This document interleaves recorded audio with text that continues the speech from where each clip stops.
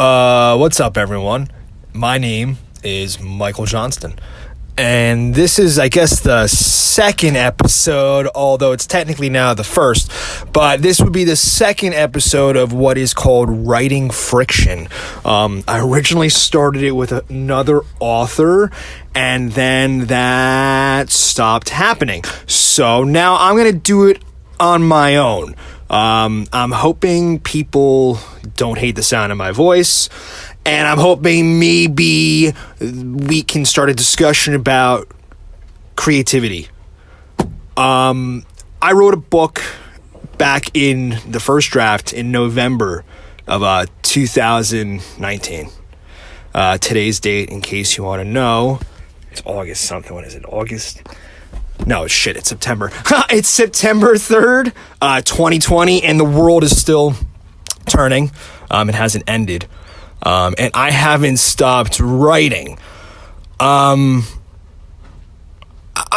think a lot about progress and how people are able to accomplish goals that they set. I started a book about 3 years ago.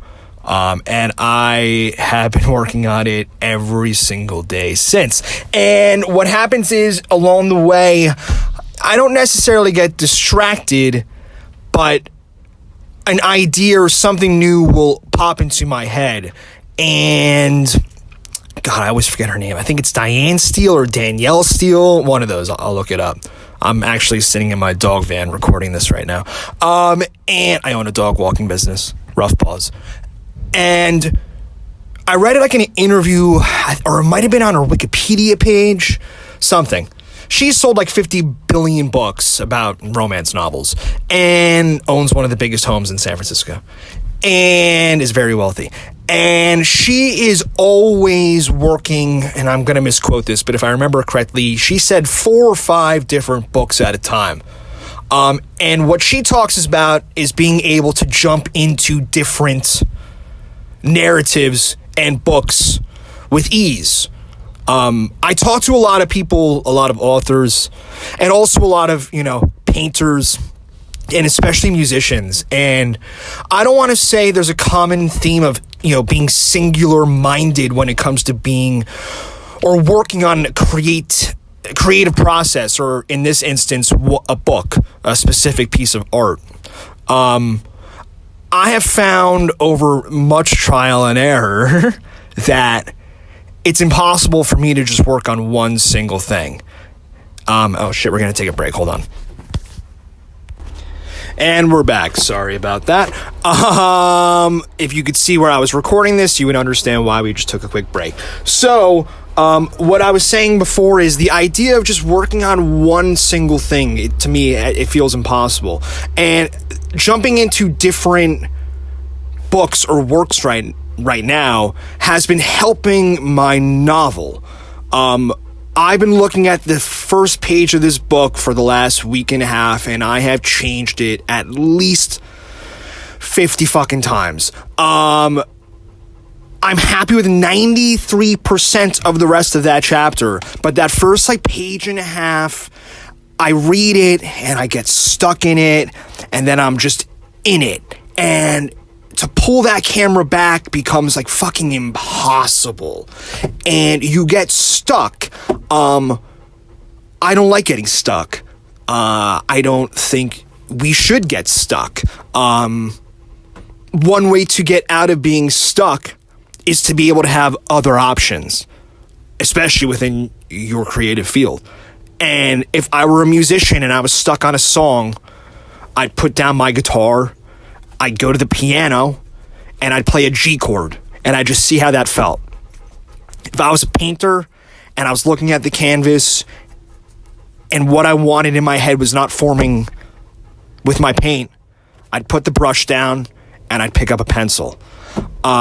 When it comes to writing, we don't have many other options for creativity. What we really have are formats, in the sense of a novel or a novella or a short story, things like that. So what I've been doing is I've been collecting different things like that. I've been writing short stories, I've been writing novellas, and I've been writing novels. And what happens is I get stuck, and now it's almost like a quiver. It's like a quiver of shitty, uncompleted drafts.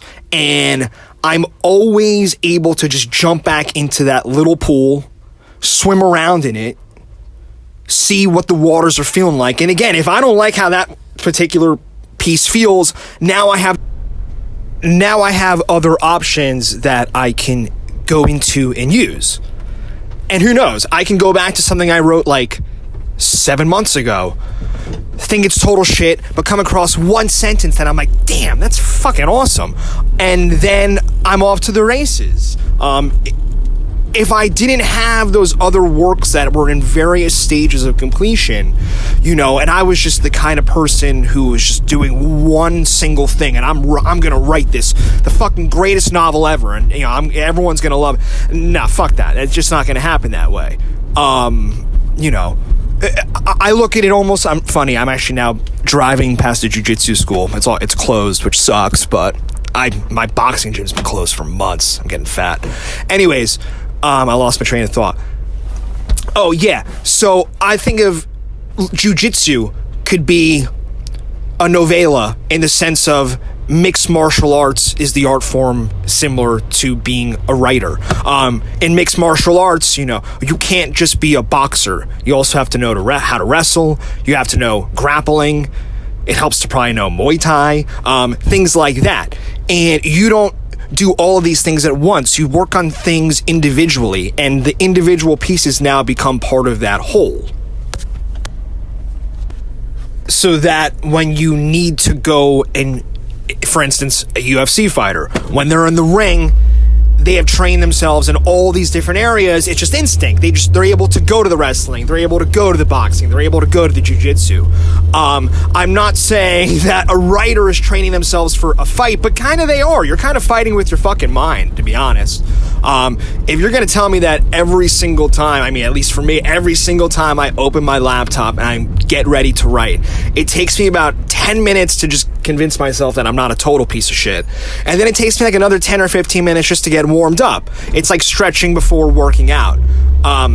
And a lot of writers and a lot of people have a lot of difficulty with that initial phase of creativity, and that's where people fall apart.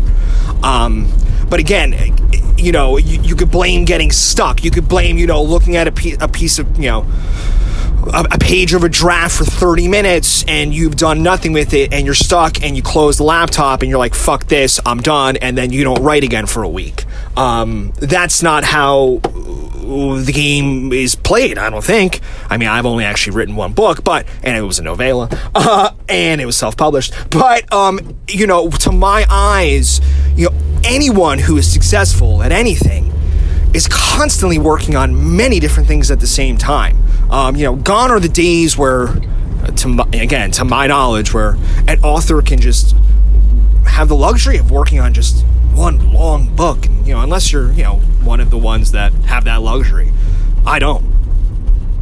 I own a dog walking business in the middle of a pandemic, so I have to have the ability to do all these things, and at the end of the day, it just makes me a better writer.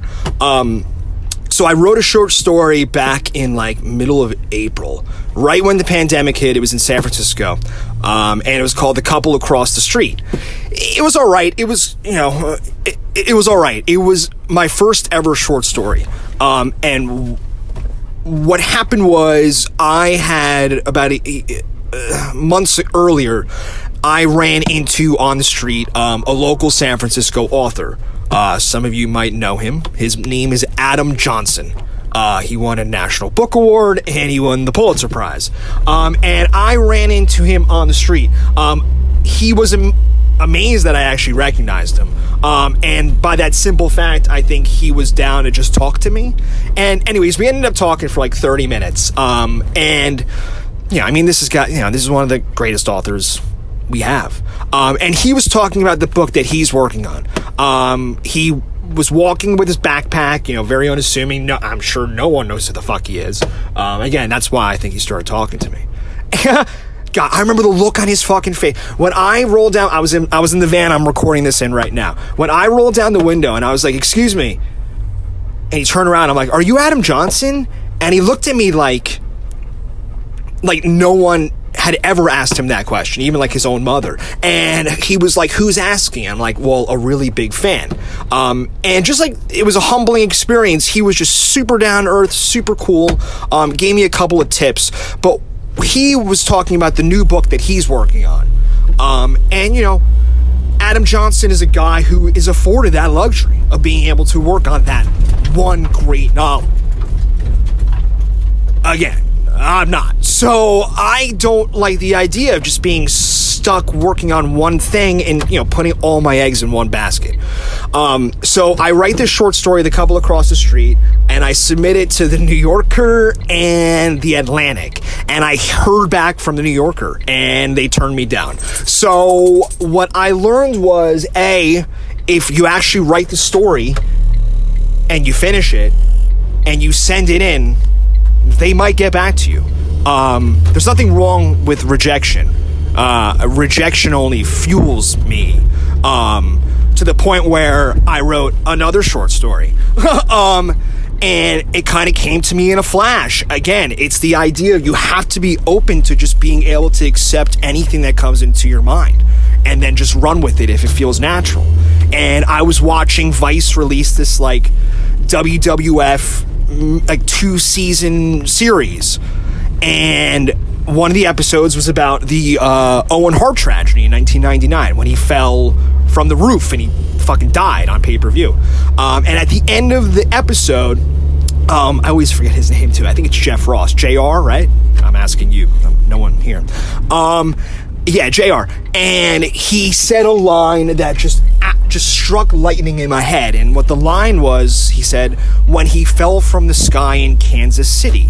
And I'm like, oh, well, that's an entire short story right there.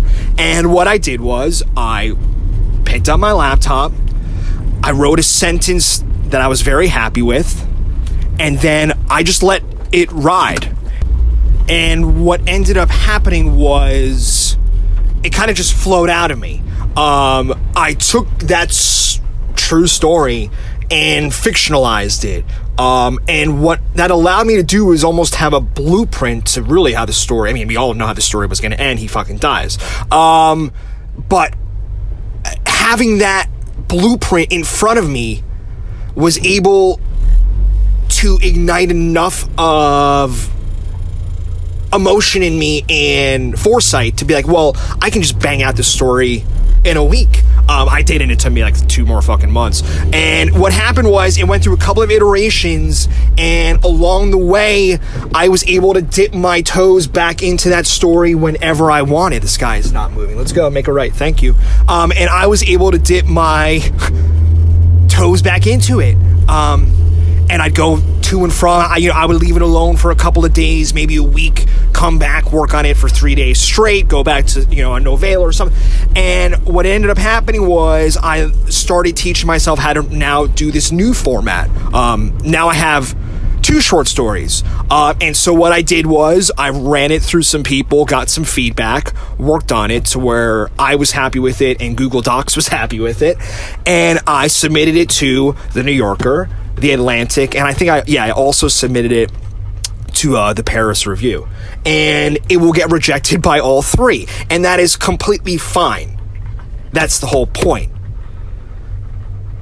And what is also the point is I wrote the story. If I didn't have the mindset of being able to dip my toes into other waters, that story would have never been created.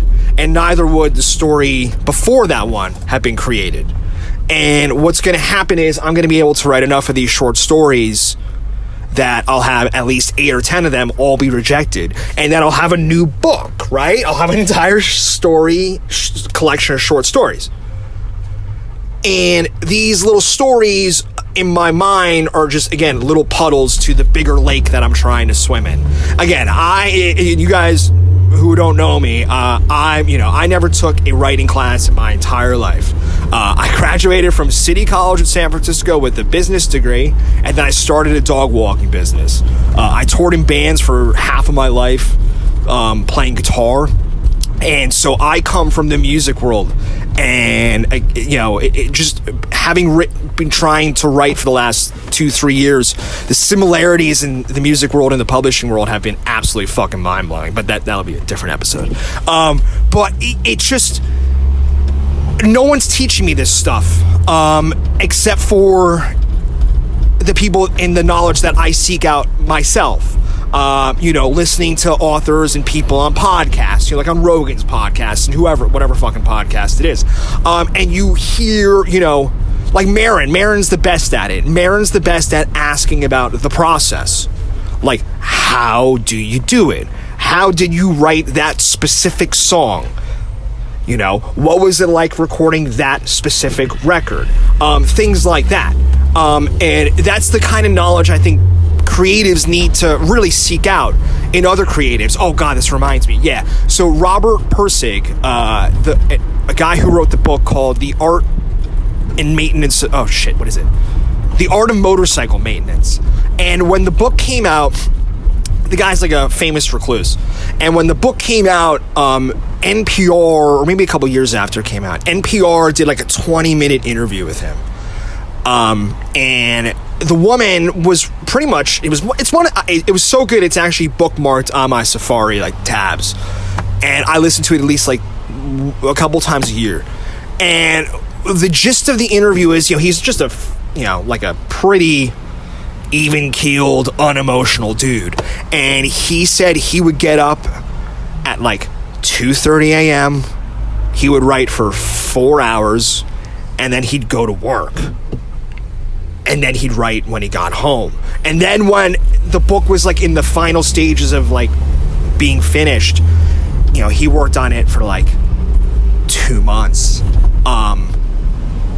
Again, that's a mindset of someone who can just focus on that singular particular thing. But it's also the mindset of someone who just sets the goal and then does the things that they need to do in order to accomplish it. And that's just getting up 4 hours before you have to fucking work and write. Bourdain did the same thing with Kitchen Confidential.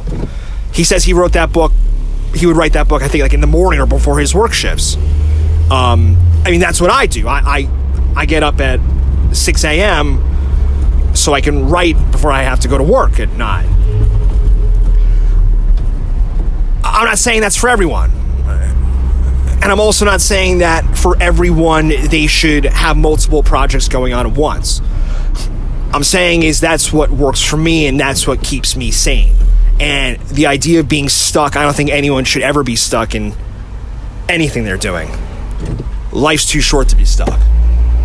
I'm going to keep this one short because I really don't know what I'm doing, and I'm also driving a car.